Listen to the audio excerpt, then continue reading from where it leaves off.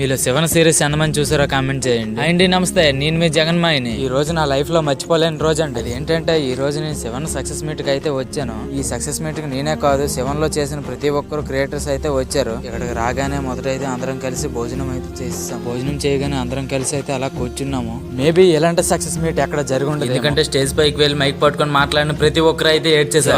7 series తోని వాళ్ళకి వచ్చే అనుబంధాన్ని, అలానే వాళ్ళకి వచ్చిన క్రేజ్ ని అందరితో షేర్ చేసుకున్నాం. మా నారాయణ అనే వరప్రసాద్ అనే చేసిన కామెడీకి అయితే అందరూ మామూలుగా నవ్వలేదు. 7 లైఫ్ జర్నీని డ్యాన్స్ రూపంలో చూపించారు వంశీ డిడిఆర్ టీం వాళ్ళు. ఇంకా మా ఇస్కాన్ అనే డ్యాన్స్ లో స్టెప్స్ అయితే మామూలుగా వేయలేదు.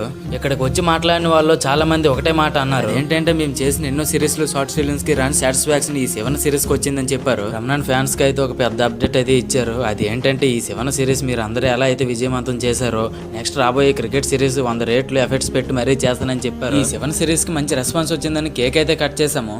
మరి ఎంత చేసిన మేము రమణాన్తో డ్యాన్స్ అయిపోతే ఎలా, అందుకే ఇంకా లేట్ చేయకుండా అన్నయ్యతో అయితే 2 స్టెప్లు అయితే వేసేసాము.